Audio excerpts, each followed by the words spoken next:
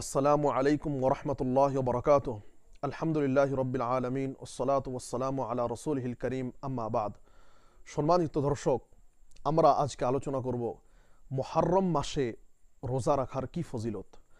আমরা জানি যে আরবি মাসের সর্বপ্রথম মাস হচ্ছে মুহররম মাস, এবং এই মাসের ভিতরে একটি দিন রয়েছে যেটাকে বলা হয় ইয়াউমে আশুরা বা আশুরার 10 তারিখ, মানে মুহররম মাসের 10 তারিখ। এই দিনে রোজা রাখার ফজিলত রয়েছে এবং এই মাস সম্পর্কেও আল্লাহ রসুল সাল্লাল্লাহু আলাইহি সাল্লাম থেকে হাদিস রয়েছে। আন আবি হুরায়রা রাদিয়াল্লাহু আনহু قال قال রাসূলুল্লাহ সাল্লাল্লাহু আলাইহি ওয়াসাল্লাম, আবু হুরায়রা রাদিয়াল্লাহু তাআলা আনহু থেকে বর্ণিত, আল্লাহ রসুল সাল্লাল্লাহু আলাইহি ওয়াসাল্লাম বলেছেন, আফদালুস সিয়ামি বা'দা রমাদান শাহরুল্লাহিল মুহররম, যে রমজান মাসের পরে অন্য কোনো মাসে যদি রোজা রাখা উত্তম হয় সেটি হলো মুহররম মাস।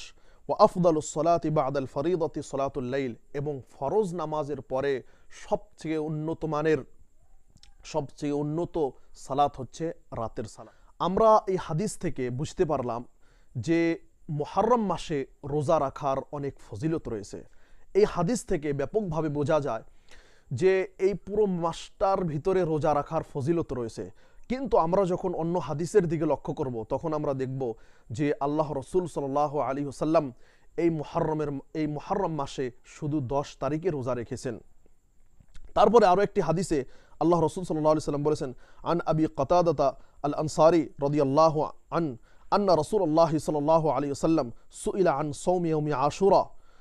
আল্লাহ রসুল সাল্লাল্লাহু আলাইহি সাল্লামকে যখন জিজ্ঞেস করা হলো এই ইয়াউমে আশুরার রোজার সম্পর্কে, মানে মুহররম মাসের 10 তারিখে যে রোজা রাখে এই সম্পর্কে যখন আল্লাহ রসুল সাল্লাল্লাহু আলাইহি সাল্লামকে জিজ্ঞেস করা হলো, তখন আল্লাহ রসুল সাল্লাল্লাহু আলাইহি সাল্লাম বললেন, ইউকাফিরুস সানাতাল মাদিয়া, পূর্বের 1 বছরের গুনাহ কি করে দেয়? ক্ষমা করে দেয়। পূর্বের 1 বছরের সগীরা মানে ছোট গুনাহগুলো এই সিয়াম ক্ষমা করে দেয়। তারপরে এরপরে আরো একটি হাদিস আমরা পেশ করব। عن عبد الله بن عباس رضي الله عنه يقول حين صام رسول الله صلى الله عليه وسلم يوم عاشوراء وأمر بصيامه قالوا يا رسول الله إنه يوم تعظمه اليهود والنصارى فقال رسول الله صلى الله عليه وسلم।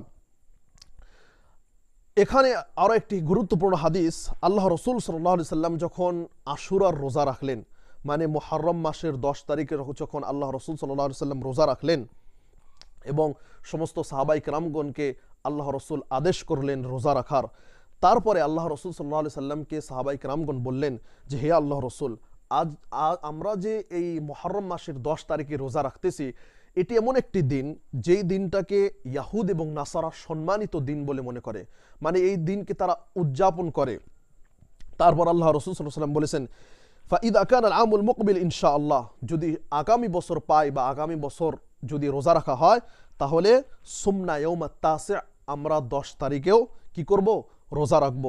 তারপর বলেছেন, ফালাম ইয়াতি আল আমুল মুকবিল হাত্তা তুফিয়া রাসূলুল্লাহ সাল্লাল্লাহু আলাইহি সাল্লাম, এমনকি সেই সামনে বছর আর আসলো না, আল্লাহ রসুল সাল্লাল্লাহু আলাইহি সাল্লামের মৃত্যু হয়ে গেল।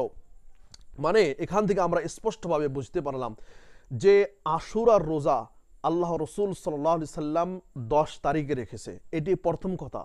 দ্বিতীয় কথা হলো এই যে আল্লাহ রসুল সাল্লাল্লাহু আলাইহি সাল্লাম আশুরার রোজা 10 তারিখে রাখার পরে পরে এটাও বলেছেন যে যদি সামনে বছর আমি জীবিত থাকি তাহলে আমি কয় তারিখে রাখবো? আমি 9 তারিখে রাখবো, মানে 9 এবং 10 তারিখে। এবং আশুরার রোজা সম্পর্কে যে অনেক আকওয়াল রয়েছে, অনেক কথা রয়েছে, অনেক কালাম রয়েছে, তার মধ্যে সব থেকে গ্রহণযোগ্য মত এটি যে 9 এবং 10 তারিখে আমি আশুরার রোজা রাখবো, এটি সব থেকে গ্রহণযোগ্য মত। কারণ আপনি যদি খালি 10 তারিখে রোজা রাখেন তাহলে সেই কথা হলো যে কথাটি আল্লাহ রসুল সাল্লাল্লাহু আলাইহি সাল্লামকে সাহাবায়ে কেরামগণ বলেছেন যে এই দিনটাকে তারা উদযাপন করে, তারা সম্মানিত দিন বলে ভাবে। তো আল্লাহ রসুল সাল্লাল্লাহু আলাইহি সাল্লাম তার পাল্টা উত্তরে বললেন যে আমরা 9 তারিখেও থাকবো।